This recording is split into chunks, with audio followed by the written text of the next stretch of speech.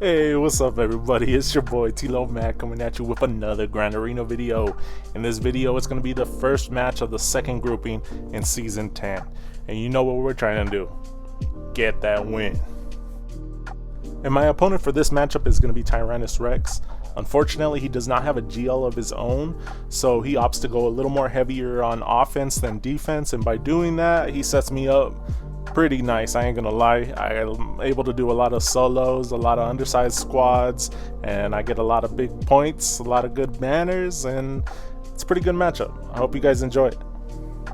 Alright, and before we get started with the match, let's see how me and him compare. Like I said before, he does not have a GL, but let's check out the mods, let's check out the speeds, let's check out the G13s, and let's roll it. Alright, right off the rip, you're going to see that I have more lifetime banners than he does, but he does have more defensive holds than me. I have more offensive oriented stats, but you're going to see that we're matched up pretty well. If he had a GL, this would have been a real competitive, fun match, and it's kind of bummed that he doesn't, but it is what it is. And like I said before, he sent me a pretty light defense, but he did not get stingy when it comes to that bottom row. He set a Padme squad as well as a bounty hunter with relics and also a crew lead. And those crew leads can be tricky, believe me. But first off, I'm going to go for the Padme squad with my Vader squad with Palp lead and Thrawn. And you're going to see they didn't just give him that unique called Massacre for nothing. This dude just destroys him. Vader is a beast, one of my favorite characters. The Padme squad does not take a turn. I know it's not the optimal Padme squad. It do not have GL or GK in there. If they did, maybe it would have been a little different, but man, I am excited for this match.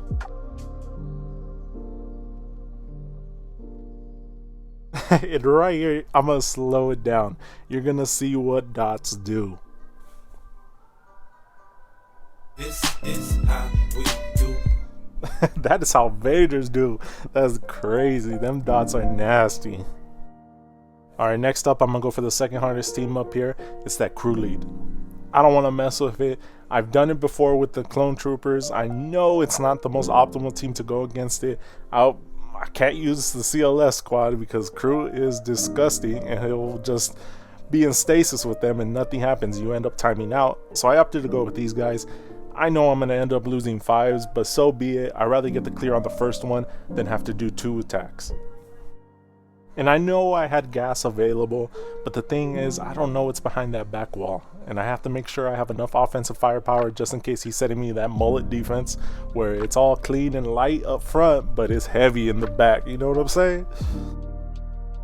And the crews are just nasty when you give them relics. OG Kylo, you know what I do with them. I use solo teams all the time on Old Republic, and just crew himself when he gets to that R7, even a little bit lower like R5, he's just a beefy boy. You're able to take so much hits, and then the regeneration, you can't annihilate him with a Rexalate. It's pretty crazy, I'm not gonna lie. But you're gonna see that I actually lost Rex right there, but the damage output that they gain by losing 5s is really what pushes them over the edge. I make sure they get rid of OG Kylo. Now it's just all up to crew.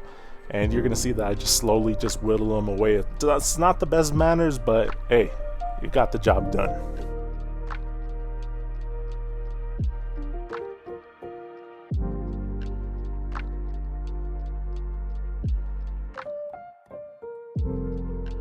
Alright, next up we got to take this bounty hunter squad up, and I'm not gonna mess around. I'm just gonna put the CLS trio in there and just let them burn.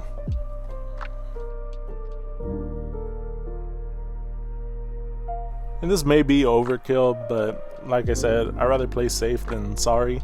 And I know that I have enough squads left in the tank that even if he had that mullet defense like I was talking about, I would be fine. And if you do not have this squad, please get this squad relic. They are so nasty, so versatile when it comes to offense. You can break them up, put them together. Just they take out so many squads. And right here is when the solo squads start coming out and we start getting them banners. And if you've been watching the videos, you know what time it is. It's OG Kylo time. Once I see an Old Republic squad, don't matter if it's in 5v5 or 3v3, it's a solo situation. And that's 64 banners right there, and let's go.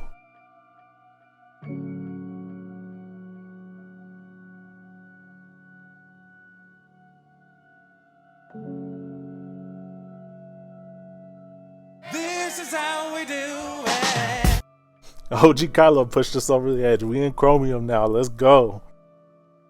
And next up, it's almost the same with OG Kylo. If I see Old Republic, he's going there. If I see some Ewoks, don't matter if it's 5v5 or 3v3, she's going in there. And this is something I love. I just love using Nest on offense. I rarely get to use her in 5v5, especially at Division 2. I don't have that opportunity that I normally see her, so I just might as well put her on defense, then have her on offense and not use her. But in 3v3, it's a different situation, more teams, more stretching of the roster, and it's a perfect opportunity to bring her out and use her against those weaker squads that people are generally going to put in a 3v3 situation. Alright, we already did 2 solos already. It's time to be like LeBron. Not 1, not 2, but 3 solos in a row. We're going to use gas against these Night Sisters, and he just tears it up. And right here, I'm just racking up them banners right now. But I have to remember just to remain focused. Sometimes when I'm a little too excited, I'm a little too hyped, I start trying to experiment, doing stuff for science, and I end up losing a match. So it's just about remaining focused and doing what I gotta do. Next on the hit list is them Geos, and I'm not worried about it. I got my Traya and my Scion, and they make short work out of them.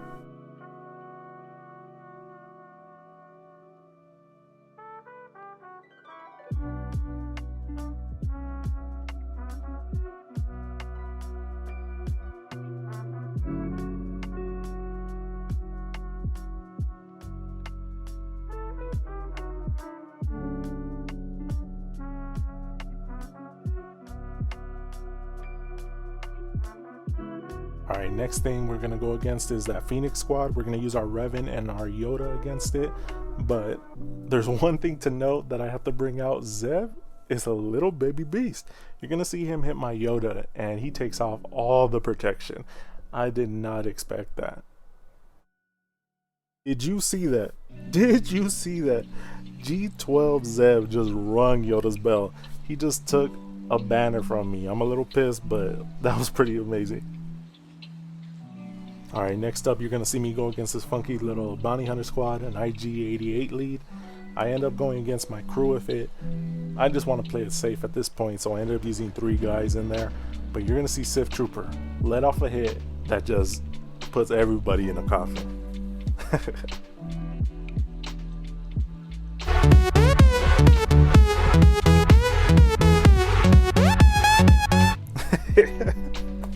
Man, Sith Trooper at R7 just slaps. That dude is no joke. That was funny. Alright, I got 2 more squads left. I got a JTR and a Biggs lead. I end up going for the JTR first. I'm going to undersize it with a Padme squad with just Padme and Anakin. We're going to have 2 lovers, just tear them up. And in this fight, I was pretty excited. I ended up with max banners on them. They had full protection, which was a great plus. I didn't think they were going to be able to do it, but they did it.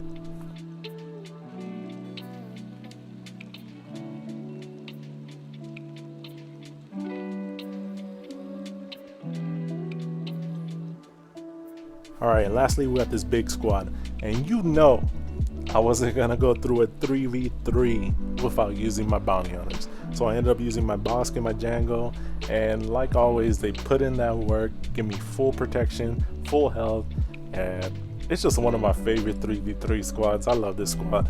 It's a B team killer.